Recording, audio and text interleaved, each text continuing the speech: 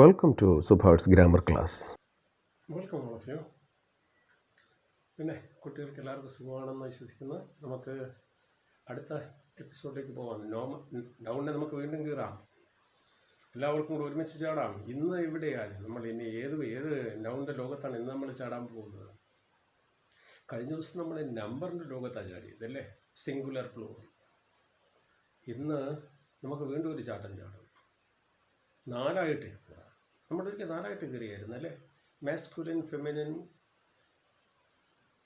അങ്ങനെയല്ലേ, common, neuter, നമ്മളൊരിക്കൽ കീറിയില്ലേ. നമുക്ക് ഇന്ന് കീറേണ്ടത് proper noun, common noun, collective noun and material noun. Proper, common, collective and material. അപ്പോൾ നൗൺസ് നമുക്ക് അങ്ങനെ കീറാം അല്ലേ. ഇതിൽ ഓരോന്നിനെ നമുക്കൊന്ന് പഠിക്കാം. അതിൽ ചിലതൊക്കെ ഒത്തിരി പ്രയാസമുള്ളതാണ്. എന്തായാലും തുടങ്ങാം. Proper noun. ദ നെയിം, ഏറ്റവും സിമ്പിളായിട്ടുള്ളതാണ്. The name of a particular person, place or thing. The name of a particular person, place or thing is called noun. ഇതാണ് ഏറ്റവും എളുപ്പവഴി. ഇനി നമുക്ക് വേണമെങ്കിൽ അല്ലാതെ പറയാം, the name designated to a particular person, place or thing.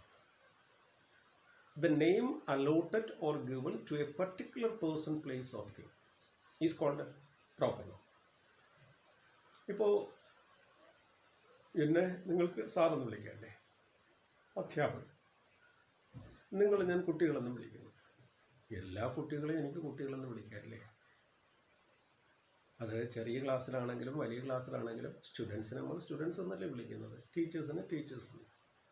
പക്ഷെ എനിക്കൊരു പേരുണ്ടല്ലേ, എനിക്കൊരു പെർട്ടിക്കുലർ നെയിം തന്നിട്ടുണ്ട്. എനിക്ക് ഡെസിഗ്നേറ്റ് ചെയ്ത് തന്നിരിക്കുന്ന ഒരു പ്രത്യേക പേര്, എൻ്റെ മാതാപിതാക്കൾ.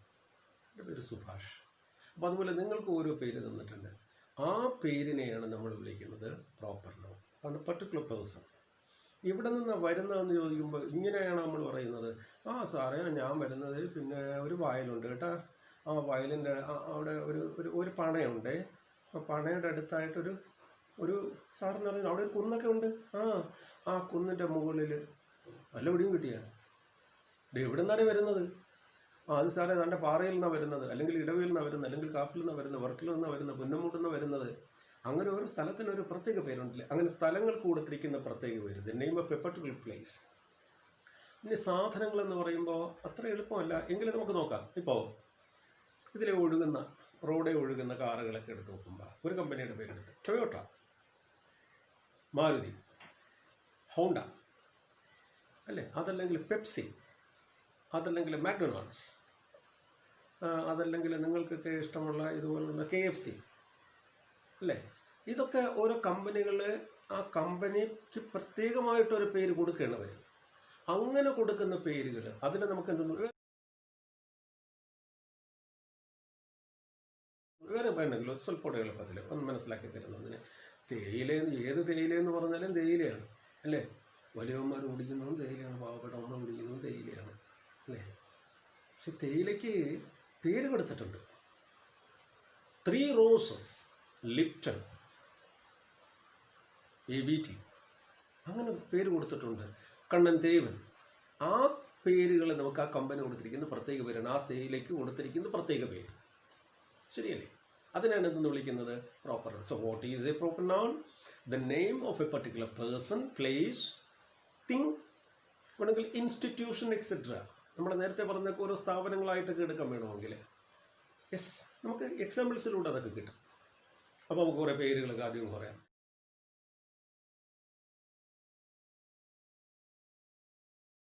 രാജേഷ്,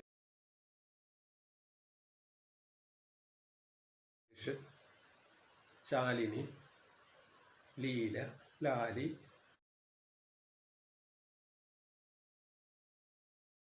അല്ലേ,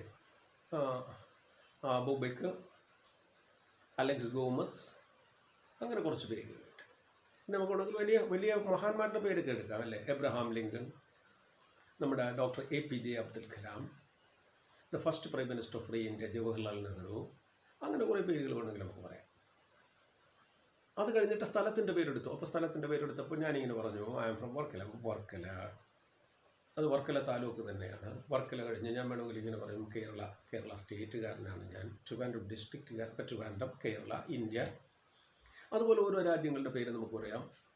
എൻ്റെ സിസ്റ്റർ ബോംബെയിൽ താമസിക്കുന്ന ബോംബെ, ആ സിറ്റിക്ക് കൊടുത്തിരിക്കുന്ന പ്രത്യേക പേര് അല്ലേ, അപ്പോൾ എന്ത് പ്രോപ്പർ നാം. അതുപോലെ ഞാൻ നേരത്തെ പറഞ്ഞത് എന്താ ടൊയോട്ട, അതല്ലെങ്കിൽ ഒരു കമ്പനിയുടെ പേര് മിസ്റ്റുബിഷി, അല്ലെങ്കിൽ മാരുതി ഉദ്യോഗ് മണ്ഡൽ, അതല്ലെങ്കിൽ ഭാരത് പെട്രോളിയം. ഇതൊക്കെ ഓരോ കമ്പനികൾ ആ പെട്രോളിയം കമ്പനിക്ക് കൊടുത്തിരിക്കുന്ന അല്ലേ പേരാണ്, അവർക്ക് മാത്രമായിട്ട് കൊടുത്തിരിക്കുന്നൊരു പേര്. അത്തരം നൗൺസിനാണ് എന്തെന്ന് വിളിക്കുന്നത് പ്രോപ്പർ നൗൺ. കിട്ടിയെന്നുള്ള വിശ്വാസം. ഇപ്പം നക്ഷത്രങ്ങൾ എത്രയെങ്കിലും ഉണ്ട്, പക്ഷെ സൂര്യൻ നമ്മളൊരു പേരിട്ടിരിക്കുകയാണ് അതിന്, സൂര്യൻ, സൺ, അതൊരു പ്രോപ്പർ നൗണാണ് അല്ലേ.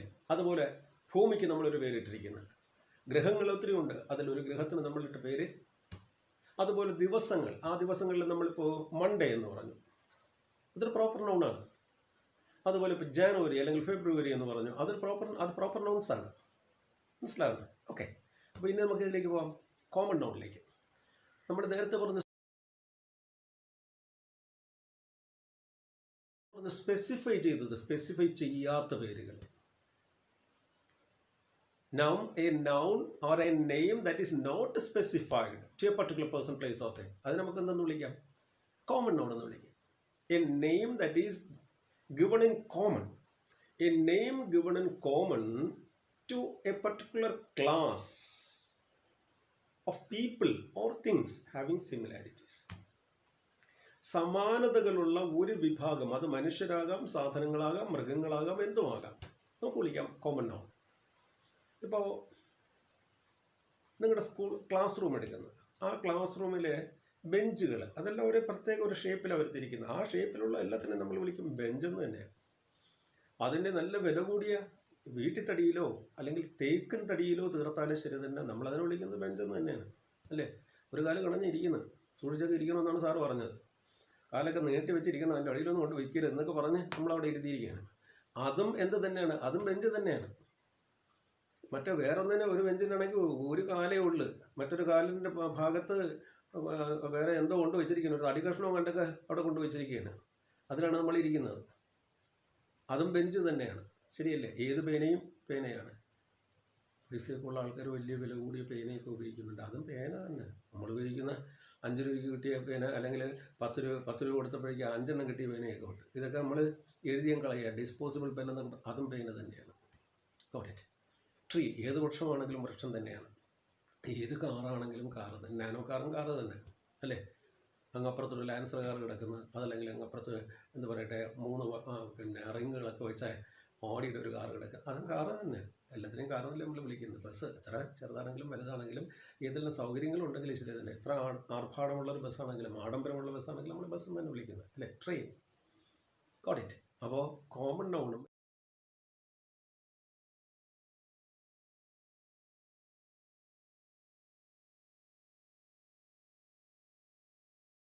വലിയ കുഴപ്പമില്ലെന്ന് തോന്നുന്നു. സ്റ്റാർ അല്ലെ, എക്സാമ്പിൾസ് വെറുതെ പറയാൻ പറ്റില്ല. സ്റ്റാർ ഉണ്ട്, ട്രീ ഉണ്ട്, ലീഫുണ്ട്, എന്തെടുക്കട്ടെ റോഡുണ്ട്. നമ്മുടെ വീട്ടിലെ സാധനങ്ങളൊക്കെ എടുക്കുമ്പോഴേക്ക് ഇപ്പോൾ നമുക്ക് എടുക്കാൻ പറ്റുന്ന ടേബിളുണ്ട്, കട്ടിലുണ്ട്, ചെയറുണ്ട്, ഒരു ടീപ്പ ഉണ്ടെന്ന് വെച്ചോളൂ, പ്ലേറ്റ് ഉണ്ട്, സ്പൂണുണ്ട്. ഇതെല്ലാം എന്തിന് എക്സാമ്പിളാണ്? കോമൺ നൗൺ എക്സാമ്പിൾ ആണല്ലേ. ഞാൻ നേരത്തെ പറഞ്ഞൊക്കെ എടുക്കട്ടെ, ടീ, തേയില എന്ന് പറഞ്ഞു, കോഫി, അതൊക്കെ കോമൺ നൗണിൽ നിൽക്കുന്നതാണ്. ഏത് തേയിലയാണെങ്കിലും തേയിലയല്ലേ അല്ലേ. നമ്മുടെ ഷർട്ട് എന്ന് പറഞ്ഞു, അത് കോമൺ നൗണിൽ നിൽക്കുന്നതാണ്. കിട്ടിയില്ലേ എല്ലാവർക്കും? അപ്പോൾ നമ്മൾ ബേർഡ് എന്ന് പറഞ്ഞു, അതും കൂടെ എങ്ങനെ വയ്ക്കലേ ആ ഭാഗത്തൂടെയൊക്കെ. ബേർഡ്, ഏത് ബേർഡിനെയും ബേർഡ് എന്നാണ് വിളിക്കുന്നത് അല്ലേ. ആനിമൽ എന്ന് പറഞ്ഞാൽ ഏത് ആനിമലും ആനിമലാണ്. ഇനി ഡോഗ് എന്ന് പറഞ്ഞെന്ന് വെച്ചോളൂ, ഏത് ആനിമലും പോയിട്ട് നമ്മൾ ഡോഗ് എന്ന് പറഞ്ഞു വെച്ചോളൂ, അവിടെയും അത് ഡോഗ്. എത്രയോ ഇനം പട്ടികൾ കിടക്കുന്നല്ലേ, ആ എല്ലാ പട്ടികളെയും കൂടി നമ്മളെന്ന് വിളിച്ചത് ഡോഗ് എന്ന് വിളിച്ചത്. ഇനി അതിൽ തന്നെ നമ്മൾ അൽസേഷൻ എന്ന് പറഞ്ഞാൽ അതും കോമൺ നൗണിൽ നിൽക്കുകയുള്ളൂ. അൽസേഷൻ എന്ന് പറയുന്നതും അങ്ങനെ കിടക്കുകയില്ലേ. പക്ഷേ അതിലൊരു പട്ടി, എൻ്റെ വീട്ടിൽ നാടൻ പട്ടിയാണ്, വഴി കിടന്നാ ഞാൻ എടുത്തുണ്ടെന്നുള്ളതെന്നാണെന്ന് വെച്ചോളൂ, ആ പട്ടിക്ക് ഞാനിട്ട പേര് ഹിറ്റ്ലർ. എൻ്റെ പട്ടിക്ക് ഞാനിട്ട പേര് ഹിറ്റ്ലർ എന്നാണെന്ന് കരുതുക. ഹിറ്റ്ലർ ഉണ്ടായിരുന്നു, എന്നെ അടിക്കായിരുന്നു. അപ്പോൾ അവിടെ എന്തായാലും ശരി. അപ്പോൾ ഹിറ്റ്ലർ എന്ന പേരിട്ട്, അടിയല്ല, അയാളെന്നെ അപ്പോഴേ മറ്റേ ഗ്യാസ് ചേമ്പറിലാണ്, പുള്ളിക്കാരന് ചെറിയ ശിക്ഷയൊക്കെയാണ് തരുന്നത്. ഗ്യാസ് ചേമ്പറിലൊക്കെ കയറ്റിയിട്ട് നമ്മൾ വിഷം തന്ന് അല്ലെങ്കിൽ ഒരു കസേരയിലിരുത്തിയിട്ട് നല്ല നല്ല നല്ല നല്ല സൗകര്യം, നല്ല സുഖമൊക്കെ ഉള്ളൊരു കസേര. നമ്മൾ ഇരുന്നപ്പോൾ കൊള്ളാം, നല്ല സുഖമുണ്ട്. ഞാൻ ഇവിടെ തന്നെ ഇരുന്നുള്ളതെന്ന് പറഞ്ഞാൽ നിന്നെ അവിടെ തന്നെ ഇരുത്താൻ തന്നെ കൊണ്ടുവന്നെന്ന് പറഞ്ഞ്. അപ്പോൾ സ്വല്പം കഴിഞ്ഞപ്പോൾ കാണാൻ ചില ബെൽറ്റുകളൊക്കെ വന്ന് കയ്യിലും കാലിലും ഒക്കെ അങ്ങ് വീണ് നമ്മളങ്ങ് അങ്ങനെ അങ്ങ് ഇരുന്ന്. പിന്നെ നമ്മൾ വിചാരിച്ചാലും എഴുന്നേൽക്കാൻ കഴിയാത്ത രീതിയിലായി.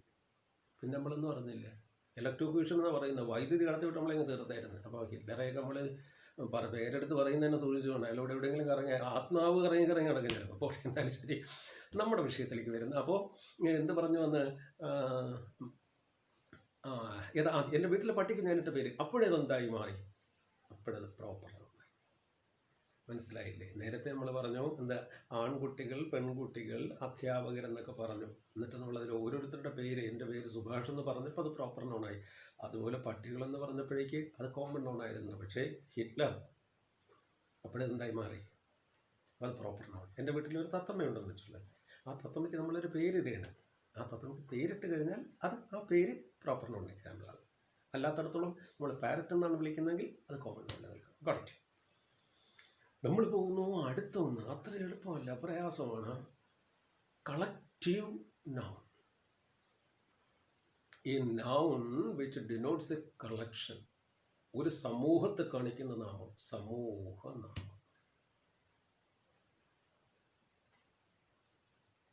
കുറേ ആടുകൾ ഇത് അപ്പുറത്ത് മേഞ്ഞ് നിൽക്കുന്നു. അപ്പം നമുക്ക് വെറുതെ ഇങ്ങനെയൊക്കെ പറയണമെന്ന് തോന്നുന്നത്, എ ഗ്രൂപ്പ് ഓഫ് ഷീപ്പ് അല്ലേ? അത് നമുക്ക് പറയാൻ തോന്നുന്നുണ്ട്. പക്ഷെ അങ്ങനെ പറയാൻ പറ്റില്ല. അങ്ങനെ നമ്മൾ ഏതെങ്കിലും ഒരു കോമ്പറ്റേറ്റീവ് എക്സാമിന് അല്ലെങ്കിൽ നിങ്ങളുടെയൊക്കെ പരീക്ഷയ്ക്ക് തന്നെയൊക്കെ അവിടെ ഇപ്പോൾ use the correct collective noun എന്നൊക്കെ പറഞ്ഞുകൊണ്ട് കുറേ സെൻറ്റൻസുകളൊക്കെ കൊടുത്തിരുന്ന അവിടെ നമ്മൾ ഇതുപോലെ ഗ്രൂപ്പ് എന്ന എന്തെങ്കിലും ഒരു കളക്ഷൻ എന്നൊക്കെ എഴുതി വെച്ചാൽ പറ്റില്ല. അവിടെ കറക്റ്റായിട്ടുള്ള എന്ത് പറയട്ടെ, കളക്റ്റീവ് നൗൺ തന്നെ എഴുതണം. അപ്പോൾ ആട്ടിൻ പറ്റം അതിനെന്ത് പറയേണ്ടിയിരിക്കുന്ന, flock. FLOCK, flock of sheep. A flock of sheep. അത് മറ്റ് കന്നുകാലികളാണെന്ന് വെച്ചോളൂ, പശുവോ എരുമയോ പോത്തോ കൊണ്ടൊക്കെയാണെന്ന് വയ്ക്കുന്നത്. നമ്മൾ പറയും A heard, HARD, A herd of കാറ്റ്. കുറേ പ്രാണികൾ അല്ലെങ്കിൽ തേനീച്ചകളാണെന്ന് വെച്ചോളൂ, തേനീച്ചകളുടെ ഒരു പറ്റം അല്ലേ? ഒരു സാധാരണ പറ്റമായിട്ടാണല്ലേ. A swarm, SWARM, a swarm of bees. പ്രാണികളാണെങ്കിലും അങ്ങനെ തന്നെ പറയുന്നത്, എ സ്വാം ഓഫ് ഇൻസെക്ട്സ്. പുസ്തകങ്ങളുടെ ഒരു വലിയ കൂട്ടമാണെങ്കിലോ ലൈബ്രറി ഓഫ് ബുക്സ്. ലൈബ്രറി ഒരു കളക്റ്റീവ് നൗണാണ് അല്ലേ, ലൈബ്രറി ഓഫ് ബുക്സ്. കുറേ കോഴി കുഞ്ഞുങ്ങളുടെ ഒരു പറ്റത്തെ എങ്ങനെ വിളിക്കുന്നറിയാം, എ ബ്രൂഡ് ഓഫ് ചിക്കൻ. മത്സ്യങ്ങളുടെ ഒരു പറ്റത്തെ എങ്ങനെ വിളിക്കുന്നറിയാം, a shoal of fish, SHOAL. എല്ലാം ഇതിനകത്തപ്പോൾ വരും കേട്ടോ. എ ഷോൾ ഓഫ് ഫിഷ്, മത്സ്യങ്ങളുടെ. തിമിംഗലങ്ങളായിരുന്നെങ്കിൽ നമുക്ക് വിളിക്കാം എ സ്കൂൾ ഓഫ് വെയിൽസ്. പക്ഷേ സ്കൂൾ ഓഫ് വെയിൽസ് പോലെ തന്നെ സ്കൂൾ ഓഫ് ഫിഷ് എന്നും പറയുന്നുണ്ട്. എങ്കിലും സ്കൂൾ ഓഫ് വെയിൽസും ഷോൾ ഓഫ് ഫിഷുമാണ് അതിൻ്റെ കറക്റ്റായിട്ടുള്ളത്. അടുത്തത്, ഒരു പറ്റം കപ്പലുകൾ കിടക്കുന്നത്. അപ്പം നമ്മൾ വിളിക്കുന്നത് എന്താണെന്നറിയാം, a fleet of ships. Fleet, FLEET, a fleet of ships. വിമാനങ്ങളുടെ ഒരു പറ്റമാണെങ്കിലോ ഒക്കെ കഴിഞ്ഞ ദിവസം ഒരു ദുരന്തം, അല്ല കഴിഞ്ഞ രാത്രിയിലല്ലേ, ഇന്നലെ 7:45 അടുപ്പിച്ചൊക്കെ ഒരു ദുരന്തം. പിന്നെ ഒരർത്ഥത്തിൽ കുറച്ച് പേർക്കല്ലേ ജീവൻ നഷ്ടപ്പെട്ടുള്ളൂ, നമുക്ക് സമാധാനിക്കാം അല്ലേ. സാധാരണ ഇതുപോലെയൊക്കെ ഒരു ഫ്ലൈറ്റ് നിയന്ത്രണം വിട്ട് ഭിത്തിയിലൊക്കെ ഇടിച്ചെന്ന് വീഴുക എന്ന് പറഞ്ഞാൽ അത് തീ പിടിക്കാറാണ് സാധ്യത. പക്ഷെ ഭാഗ്യത്തിന് അതിനകത്തിരുന്ന ആൾക്കാരുടെയൊക്കെ ഈശ്വരാധീനമായിരിക്കണം. പ്രത്യേകിച്ച് അവർക്കൊന്നും അങ്ങനെ വലിയ കുഴപ്പങ്ങളൊന്നും ഉണ്ടാകാതെ രക്ഷപ്പെട്ടു. മുൻനിരയിലിരുന്ന കുറച്ച് പേര്, പൈലറ്റ്, കോ പൈലറ്റെല്ലാം കൂടെ അവരെല്ലാം തീർന്നു. എന്ത് പറയട്ടെ, പ്രകൃതിയാണ് അതിൻ്റെ ഒരു കാരണക്കാരി. പ്രകൃതി നമ്മളെപ്പോഴും സ്ത്രീയായിട്ട് കാണുകയാണ്, അവളാണ് അതിൻ്റെ ഒരു കാരണക്കാരി. കാരണം കടുത്ത മഴയും മൂടൽ മഞ്ഞും കൂടെയൊക്കെ വന്നു കഴിഞ്ഞാൽ എത്ര ലേറ്റസ്റ്റ് സംവിധാനമുണ്ടെന്ന് പറഞ്ഞാലും അതിന് അതിൻ്റേതായ ലിമിറ്റേഷനുണ്ട് അല്ലേ. 2-3 പ്രാവശ്യം വട്ടമിട്ട് പറന്ന് സാധാരണ രീതിയിൽ ലാൻഡ് ചെയ്യാൻ ശ്രമിച്ചിട്ട് കഴിയാതെ വന്നിട്ട് പിന്നെ മറുദിശയിലൂടെ അത് ലാൻഡ് ചെയ്യാനും. ആ എയർപോർട്ടിൻ്റെ ഒരു കുഴപ്പമെന്ന് പറയുന്നത് പത്രത്തിൽ കണ്ടില്ലേ, ഒരു വശം വലിയ കുഴിയാണ്. അങ്ങനെയുള്ള കുറേ എയർപോർട്ടുകളുണ്ട്, ഒരു വശം വലിയ കുഴിയാണ്. തിരിച്ചായിരുന്നെങ്കിൽ സാധാരണ രീതിയിൽ ലാൻഡ് ചെയ്തിരുന്നെങ്കിൽ ആ കുഴി വരില്ലായിരുന്നു. ആ കഷ്ടകാലം എന്ന് പറഞ്ഞാൽ മതി. മറുവശത്തൂടെ ഇറങ്ങാനാണ് നിർദ്ദേശം കൊടുത്തത്. അങ്ങനെ ഇറങ്ങുന്നതും തിന്നുന്നതും ഈ ഭിത്തി തകർത്തുകൊണ്ട് ആ കുഴിയിലേക്ക് വീഴുന്നതും. പോകട്ടെ, എന്തായാലും ശരി. ഒരുപറ്റം ഫ്ലൈറ്റുകൾ കിടക്കും. നമ്മളെന്തുകൊണ്ട് വിളിക്കും, ഈ flight of aeroplanes, a flight of aeroplanes, a flight of aeroplanes. A troop, a troop, TROOP, a troop of monkeys. ഇങ്ങനെ പോകുന്നു എന്ത്? കളക്റ്റീവ് നൗൺസിൻ്റെ പട്ടിക. അപ്പോൾ അത് ഞാൻ കുറേ എണ്ണം പറഞ്ഞു. ഇനി ഞാൻ ഈ ബുക്ക് നോക്കിയിട്ട് ബാക്കി കുറേ വായിക്കാം. കാരണം കുറേ വായിക്കാം. പിന്നെ ഇത് നിങ്ങൾ ഈ സ്ക്രീനിൽ നിങ്ങളിതിങ്ങനെ യൂട്യൂബിൽ കാണുന്ന സമയത്ത് അതിങ്ങനെ ഓഫ് ചെയ്യുക ഓൺ ചെയ്യുക എന്നുള്ള രീതിയിൽ നിങ്ങളതിനെ പകർത്തിയെടുക്കാനുള്ള ശ്രമം നടത്തണം. അതല്ലെങ്കിൽ അത് ആവർത്തിച്ച് കേട്ട് നിങ്ങളുടെ ഇതാക്കി മാറ്റണം. അങ്ങനെ കേട്ട് മാറ്റുക, അതാണ് അതിൻ്റെ രീതി. ഞാൻ വായിക്കട്ടെ. ഇതിനകത്ത് കുറേ കളക്റ്റീവ് നൗൺസ് കൊടുത്തിട്ടുണ്ട്. മുമ്പ് എൻ്റെ ക്ലാസ്സിൽ പഠിച്ചിട്ടുള്ള കുട്ടികൾക്ക് അവരെഴുതിയിട്ടുള്ളതിനേക്കാളും കുറേ കൂടെ കൂടുതൽ ഞാൻ ഇതിനകത്ത് എഴുതിയിട്ടുണ്ട്. അസംബ്ലി, അല്ലെങ്കിൽ ഞാൻ ഇതിൻ്റെ തുടക്കം മുതലങ്ങ് വായിക്കാം. എല്ലാവർക്കും കൂടെ വേണ്ടിയാണല്ലോ. കൊച്ചു കൂട്ടുകാർ കുറേയൊക്കെ അങ്ങ് ക്ഷമിക്കുക, അവർക്ക് ചില കൊച്ചു വാക്കുകൾ കിട്ടും. Ambush, AMBUSH, ambush of tigers.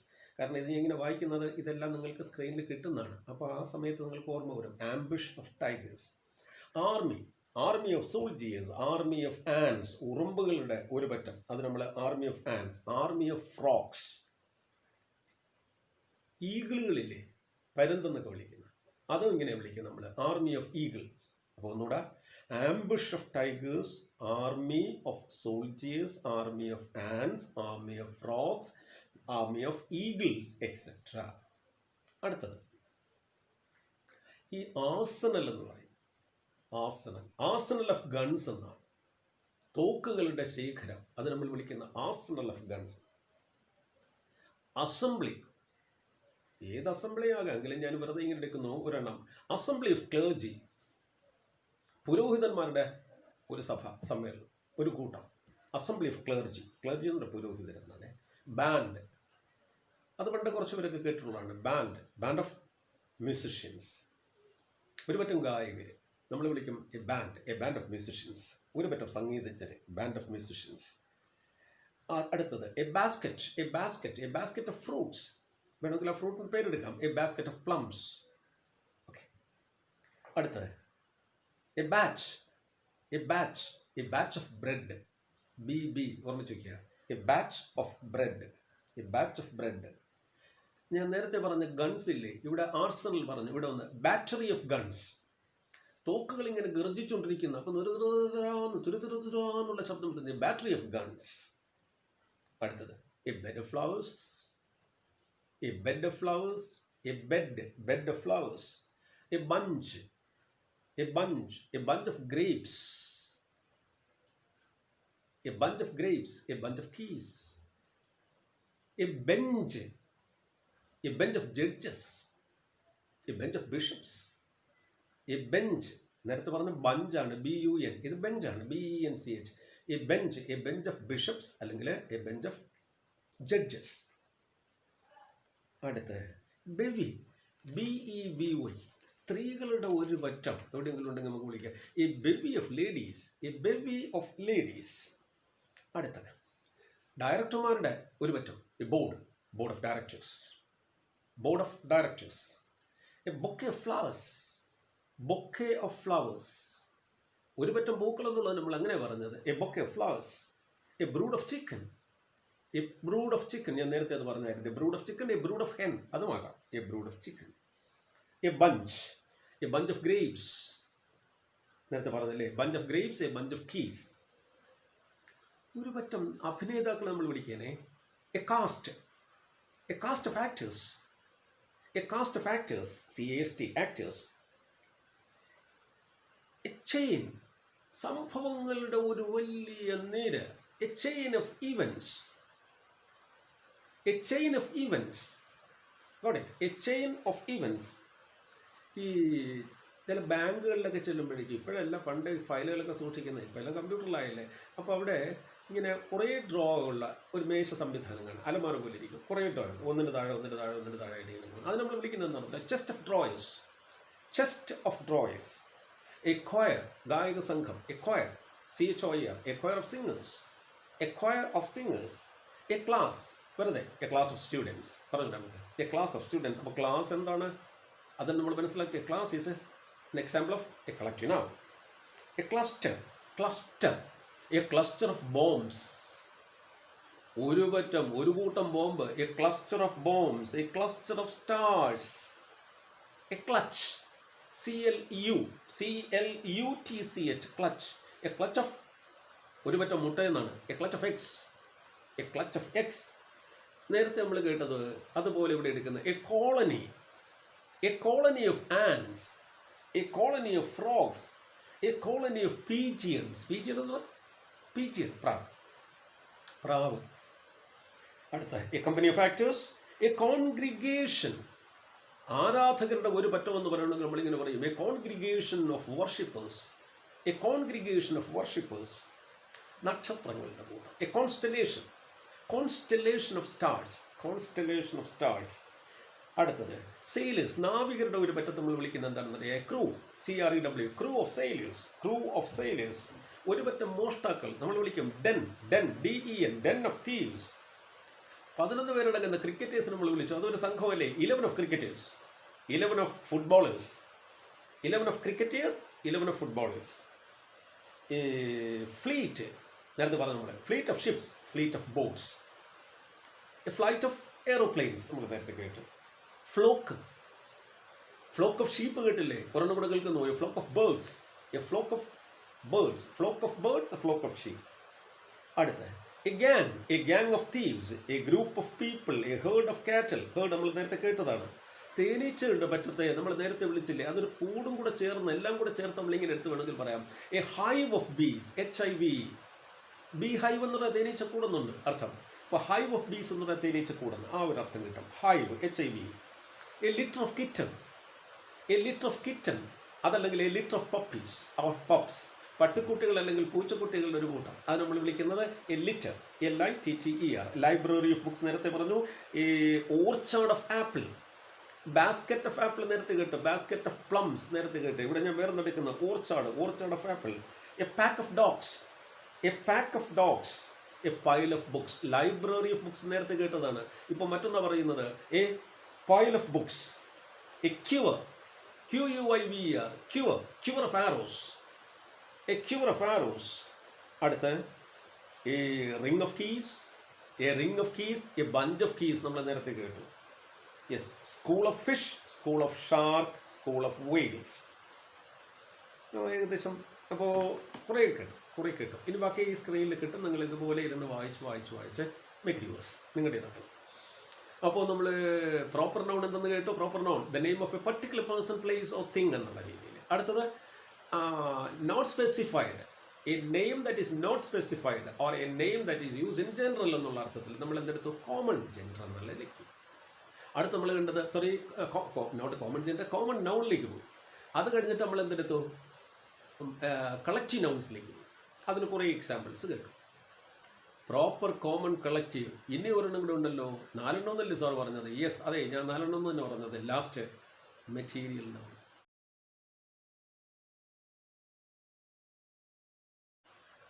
Material noun. The name of a material which is used to make a thing. The name of a material from which something is made. ഒരു സാധനത്തിൻ്റെ പേര്, the name of a material, അതിൽ നിന്നാണ് ഏതെങ്കിലും ഒരു സാധനം ഉണ്ടാക്കുന്നത്. അപ്പോൾ ഒരു സാധനം ഉണ്ടാക്കാൻ ഉപയോഗിക്കുന്ന സാധനത്തിൻ്റെ പേര്. The name of a material from which, അതിൽ നിന്നാണ് something is made. For example, സാറേ അത് എന്തുകൊണ്ടാണ് ഉണ്ടാക്കിയിരിക്കും? It is made of plastic. ആ കസേര എന്തുകൊണ്ടാണ് സാറേ ഉണ്ടാക്കി? It is made of plastic. It is made of plastic meaning plastic is the material അല്ലേ? അപ്പോൾ പ്ലാസ്റ്റിക് ആണ് material which is used to make the chair. ആ ചെയർ ഉണ്ടാക്കുന്നതിന് ഉപയോഗിച്ചിരിക്കുന്ന മെറ്റീരിയലിൻ്റെ പേര് ആ സെൻറ്റൻസ് വെച്ച് നോക്കുമ്പോൾ പ്ലാസ്റ്റിക് ആണ്. അങ്ങനെയാണെങ്കിൽ പ്ലാസ്റ്റിക് എന്ത്? മെറ്റീരിയലാണ്. ഒരു ടേബിൾ, നല്ലൊരു ടേബിൾ കണ്ടിട്ട് വെച്ചു, ഇത് it's made of teak wood. അത് ടേക്ക് വുഡ് കൊണ്ട് ഉണ്ടാക്കിയിരിക്കുന്നതാണെന്ന് പറഞ്ഞു. അല്ലെങ്കിൽ അത് വുഡ് കൊണ്ട് ഉണ്ടാക്കിയിരിക്കുന്നത്. It is made of wood. It's made of wood. Wood is a material noun. എല്ലാ ലോഹങ്ങളും, കാരണം ലോഹങ്ങളെല്ലാം ഉപയോഗിച്ചാണ് എന്തെങ്കിലുമൊക്കെ ഉണ്ടാക്കുന്നത്. അപ്പോൾ അതുകൊണ്ട് തന്നെ എല്ലാ ലോഹങ്ങളും മെറ്റീരിയൽ നൗൺസിൻ്റെ പട്ടികയിലാണ് നിൽക്കുന്നത്. ഇപ്പോൾ സിൽവർ ആണെങ്കിലും ഗോൾഡ് ആണെങ്കിലും കോപ്പർ ആണെങ്കിലും ബ്രാസ് ആണെങ്കിലും ഇതിനെല്ലാം അലൂമിനിയം ആണെങ്കിലും ഇതെല്ലാം എന്തിന് എക്സാമ്പിളായിട്ടാണ് നിൽക്കുന്നത്? മെറ്റീരിയൽ നൗൺ എക്സാമ്പിളാണ്. കാരണം ഇതെല്ലാം എന്തെങ്കിലും സാധനങ്ങൾ ഉണ്ടാക്കുന്നതിന് ഉപയോഗിക്കുന്നതാണ്. കോട്ടൺ ഉപയോഗിച്ച് നമ്മൾ പല സാധനങ്ങളും ഉണ്ടാക്കുന്നുണ്ട്. അപ്പോൾ കോട്ടൺ എന്ന് പറയുന്നത് എന്ത് തന്നെയാണ്? A material noun. ഇതാണ് അടുത്തൊരു ഡിവിഷൻ. അപ്പോൾ ഏകദേശം നമ്മുടെ നൗണിൻ്റെ അവസാന ഘട്ടത്തിലേക്ക് കൊച്ചുകുട്ടികളെ കൂടെ ഉദ്ദേശിച്ചുകൊണ്ട് എടുക്കുന്നത് കൊണ്ട് അടുത്തൊരു ഡിവിഷൻ എന്ന് പറയുന്നത് കേസ് വൈസായിട്ട് ഡിവൈഡ് ചെയ്യുക എന്നുള്ളതാണ്. അത് കുട്ടികൾക്ക്, വളരെ ചെറിയ കുട്ടികൾക്ക് അതിൻ്റെ ആവശ്യകത ഇപ്പോഴും വരുന്നില്ല. കുറച്ച് മുതിർന്ന കുട്ടികൾക്കാണെങ്കിൽ അതിൻ്റെ ആവശ്യകതയുണ്ട്. പ്ലീസ് അവരെ ഒരു കാര്യം ചെയ്യുക, ദയവായിട്ട് ആ ഇംഗ്ലീഷ് ക്ലാസ് അങ്ങ് കേൾക്കുക. അതിൽ ഞാനിത് കൊടുത്തിട്ടുണ്ട്. കേസിന് രണ്ട് എപ്പിസോഡ് അതിനകത്ത് കിട്ടപ്പെടുന്നുണ്ട്. ഒന്ന് കേസ്, ഏതെല്ലാം കേസുകളെന്ന് പറഞ്ഞുകൊണ്ട് അതിന് എക്സാമ്പിൾ കൊടുത്തിട്ടുണ്ട്. അടുത്തത് ഈ കേസുമായിട്ട് ബന്ധപ്പെട്ടാണ് അപ്പോസ്ട്രഫി ഉപയോഗിക്കുന്നത്. അപ്പോൾ അപ്പോസ്ട്രഫി എവിടെയെല്ലാമാണ് ഉപയോഗിക്കേണ്ടത്, അതിനും റൂൾസൊക്കെ ഉണ്ടേ. അപ്പോൾ ആ റൂളുകൾ നൗണുമായിട്ട് ബന്ധപ്പെട്ടിട്ട് ഇപ്പോൾ നമ്മൾ രാജൂസ് ബാബൂസ് എന്നൊക്കെ പറയുന്നില്ലേ, അപ്പോൾ നമ്മൾ രാജു എന്ന് എഴുതി അപ്പോസ്ട്രഫി ഇടും. അത് ഏതെല്ലാം നിയമപ്രകാരമാണ് അങ്ങനെ എഴുതേണ്ടത് തുടങ്ങിയതെല്ലാം അതിനകത്താണ് വരുന്നത്. പക്ഷേ അത് ഈ കേസ് കൊച്ചുകുട്ടികളെ സംബന്ധിച്ച് ഇപ്പോഴ് അവർക്കത് അത്ര എളുപ്പമല്ല.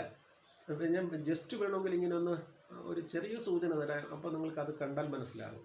അതായത് ഒരു സെൻറ്റൻസ് നിങ്ങൾക്ക് തന്നിരിക്കുന്നത്, ആ സെൻറ്റൻസിൽ ഒരു സബ്ജക്റ്റ് ഉണ്ട്. സാധാരണ രീതിയിൽ ഒരു സെൻറ്റൻസിനൊരു സബ്ജക്റ്റ് കാണല്ലേ. ആ സബ്ജക്റ്റിന് നിങ്ങൾ നോക്കുമ്പോൾ അതൊരു നൗണാണ്, അതല്ലെങ്കിൽ അതൊരു പ്രോനൗണാണ്. അതിന് നമ്മൾ പഠിക്കാൻ പോകുന്നേ ഉള്ളൂ. അടുത്ത് നമ്മൾ പഠിക്കാൻ പോകുന്നത് ആ ചാപ്റ്ററാണ്, പ്രോനൗൺ. നാമം കഴിഞ്ഞാൽ പിന്നെ അടുത്തത് സർവ്വനാമത്തിലേക്ക് പോകണം. പ്രോനൗൺ സബ്ജക്റ്റ് ഒരു നൗണോ പ്രോനൗണോ ആണെങ്കിൽ A sentence is given and that sentence as A subject and that subject is A noun or A pronoun. ഈ രണ്ടിലേതെങ്കിലും ഒന്നാണ്. ഇഫ് സോ, അങ്ങനെയാണെങ്കിൽ ആ നൗണിനെ നമ്മൾ, അല്ലെങ്കിൽ ആ പ്രോനൗൺ നമ്മളിങ്ങനെ വിളിക്കും, it is said to be in nominative case, അതല്ലെങ്കിൽ സബ്ജക്റ്റീവ് കേസ് എന്ന് പറയും. അപ്പോൾ ഒരു സെൻറ്റൻസിലെ സബ്ജക്റ്റ് നൗണോ അതല്ലെങ്കിൽ അത് പ്രോനൗണോ ആണെങ്കിൽ നമ്മൾ അതിനെ നോമിനേറ്റീവ് അല്ലെങ്കിൽ സബ്ജക്റ്റീവ് കേസ് എന്ന് വിളിക്കും. ഇനി അടുത്തത് ആ സെൻറ്റൻസിൻ്റെ ഓബ്ജക്റ്റിലേക്ക് നമ്മൾ കടന്നു തന്നു. അങ്ങനെ ഓബ്ജക്റ്റ് നോക്കുമ്പോൾ ഓബ്ജക്റ്റിൽ നൗണാണ്, അല്ലെങ്കിൽ ഓബ്ജക്റ്റായിട്ട് വന്നിരിക്കുന്ന നൗണാണ്, അല്ലെങ്കിൽ പ്രോനൗണാണ്. അപ്പോൾ നമ്മളതിനെ ഒബ്ജക്റ്റീവ് കേസ് എന്ന് വിളിക്കും, അല്ലെങ്കിൽ അക്യൂസേറ്റീവ് കേസ് എന്ന് വിളിക്കും. പിന്നെ ഡേറ്റീവ് കേസ്, ജനറ്റീവ് കേസ് എന്ന് പറഞ്ഞ് ഇങ്ങനെ പോകുന്നതാണ്. അപ്പോൾ അത് ചെറിയ കുട്ടികൾക്ക് ആ ഭാഗം കേൾക്കാൻ സാധ്യത കുറവാണ്. അപ്പോൾ അത് കേൾക്കാൻ താല്പര്യമുള്ളവർ ദയവായിട്ട് ആ ഇംഗ്ലീഷ് വെർഷൻ അങ്ങ് കേട്ടാൽ എനിക്കൊരു സന്തോഷമാവും. ശരി, അപ്പോൾ നമ്മൾ അടുത്ത ക്ലാസ്സിൽ ഏതിലേക്ക് പോകും? We will move on to the next part of speech, pronoun. അത് ഇംഗ്ലീഷ് വെർഷനിൽ വന്നത് തന്നെയാണ്. അവരുടേതും തീർന്നു. അവർക്കും അടുത്ത ക്ലാസ് എന്ന് പറയുന്നത് പ്രോനൗണിലേക്കാണ് നമുക്ക് പോകേണ്ടത്. രണ്ടും നമ്മളിങ്ങനെ പാരലായിട്ട് കൊണ്ടുപോയിക്കൊണ്ടിരിക്കും.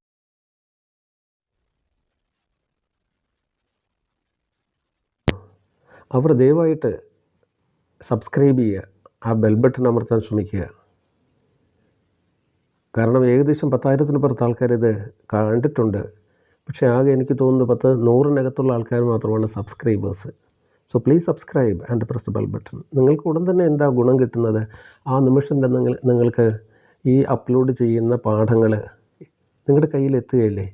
അപ്പോൾ നിങ്ങൾക്ക് ഉടൻ തന്നെ അത് കുട്ടികൾക്കോ അല്ലെങ്കിൽ കുട്ടികൾക്കാണ് നേരിട്ട് കിട്ടുന്നെങ്കിൽ അവർക്കത് മനസ്സിലാക്കാൻ പറ്റും.